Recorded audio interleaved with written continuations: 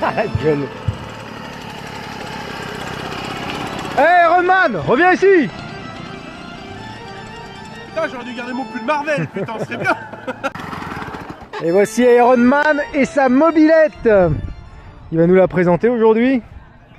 La mobilette d'Ironman. T'as jamais vu ça, hein? What's up Mober, bienvenue dans cette petite vidéo. On est au petit festival qu'avait organisé Mac Brank et sa troupe à Somme-Loire. Beaucoup de mobilettes à vous présenter, des trucs vraiment sympas. Aujourd'hui on va se concentrer sur la mobilette d'Ironman avec une technique vraiment spéciale pour faire du chrome de couleur. Alors Ironman, montre-nous ton visage. Je veux voir ma tête. Je veux voir ta tête. Il s'appelle comment Ironman? Il s'appelle Tony. Il s'appelle Tony. Et donc c'est ta spécialité Tony. Bon moi je te connais déjà d'avant, on va pas faire semblant qu'on se connaît pas. Ouais. Et peintre. Et donc je te laisse expliquer un petit peu ta brelle. En fait, c'est un cadre chromé, c'est que des pièces chromées qui ont été recouvertes de vernis coloré, tout simplement.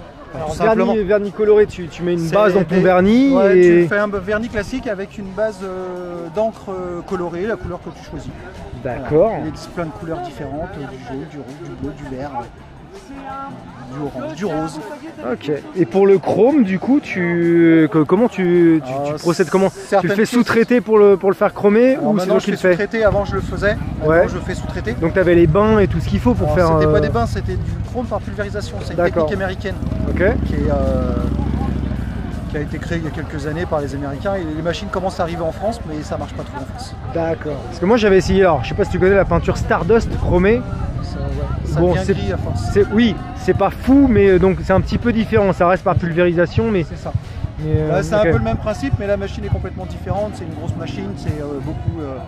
tu vois là, en l'occurrence, l'arceau était rouillé, le garde-boue arrière n'est pas du tout un vrai chrome, c'est un chrome pulvérisé. D'accord. Qui, à la base, il était rouge, le garde-boue arrière. Ouais. La fourche, l'été... Ça offre quand même un beau reflet, hein. C'est un petit... Forcément, c'est moins lisse que du vrai chrome, mais ça offre un beau reflet, hein.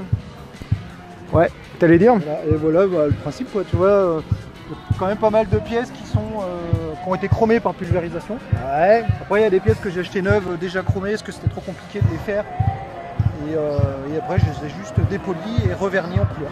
Donc ouais, c'est fou. Sur du chrome, un vernis plus un colorant. Tu peux donner des références pour les colorants ou c'est secret maison? Non, c'est des colorants Stardust qui sont... c'est des colorants, tu t'achètes ça chez Stardust du coup, ok? C'est des petites fioles d'encre, ça s'appelle des encres candy. D'accord. Ok. Et donc du coup ça fait voilà, tout un tas de couleurs.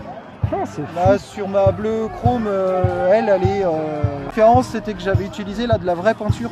Ouais. En référence la teinte alpine. D'accord. Et c'est ce qui donne le reflet violet dessus.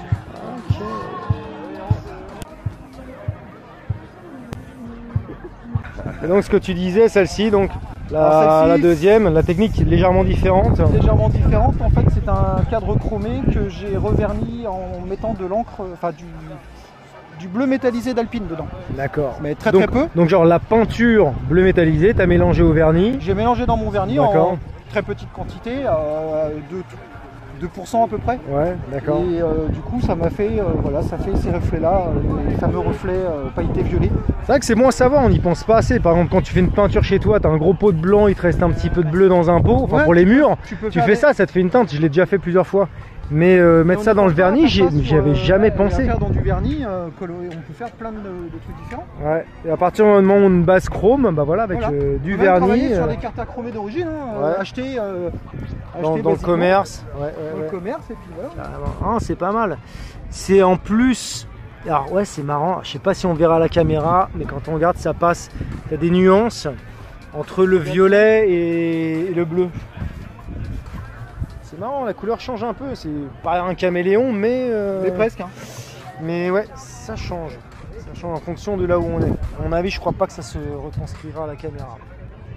En fait aussi en bleu. Ouais. Et les bas de fourche ont pété, donc du coup on a été obligé de changer les bas de fourche pour des noirs. Mais ça va falloir que je recommence. Donc tu pars par contre, toi c'est plus l'esthétique et tu pars sur des trucs fiables. Donc tout d'origine et tout, la joie. Des fois un petit carbu de 15 pour que ça marche un peu mieux, mais sans plus.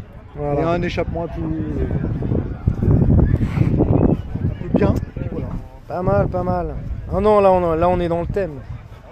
On est dans le thème. Elles sont sympas tes brels. T'as un autre projet comme ça en cours bientôt?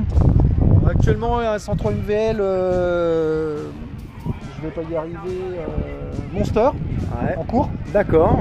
Le cadre est déjà peint, mais là ce sera pas du chrome, hein, ce sera le classique. Ok. Jante banane verte, puis plein de petits détails.